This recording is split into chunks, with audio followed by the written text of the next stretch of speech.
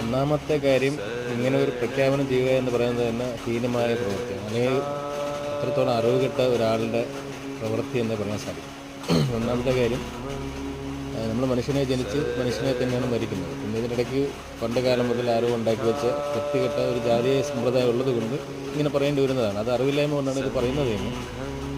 അപ്പോൾ മനുഷ്യനെ ജനിച്ച് മനുഷ്യനെ മരിക്കാൻ സാധിക്കും. എന്ത് പറഞ്ഞാലും, ബ്രാഹ്മണനാണെന്ന് പറഞ്ഞാലും അല്ല ദളിതനാണെന്ന് പറഞ്ഞാലും മനുഷ്യരായി തന്നെ ജനിച്ച് മനുഷ്യരായി തന്നെയാണ് മരിക്കുന്നത്. അല്ല പ്രത്യേകിച്ചൊന്നും ഉണ്ടാവാനും പോലും ഉണ്ടാക്കാൻ കഴിയില്ല. മറ്റൊരു പ്രധാനപ്പെട്ട വിഷയം എന്ന് പറയുന്നത്, ബ്രാഹ്മണനാവാൻ ആഗ്രഹിക്കുന്ന ഒരാൾ ആദ്യം മനസ്സിലാക്കേണ്ടത് ബ്രാഹ്മണരിൽ ഏത് ബ്രാഹ്മണനാണ് ആഗ്രഹിക്കുന്നത്. ഇന്ത്യയിൽ 2000-ഓളം വ്യത്യസ്ത ജാതികളായി ബ്രാഹ്മണർ നിലനിൽക്കുന്നു. അതായത് ഒരൊറ്റ വിഭാഗമല്ല, ബ്രാഹ്മണർ എന്ന് പറഞ്ഞാൽ ഒറ്റ വാക്കല്ല. ബ്രാഹ്മണരുടെ സമുദായത്തിൽ തന്നെ 2000-ഓളം സമുദായമുണ്ട്. ഇതിലേത് സമുദായത്തിലാണ് ഇങ്ങനത്തെ പൊട്ടത്തരങ്ങൾ പറയുന്ന ആൾക്കാർ ജനിക്കാൻ ആഗ്രഹിക്കുന്നത്?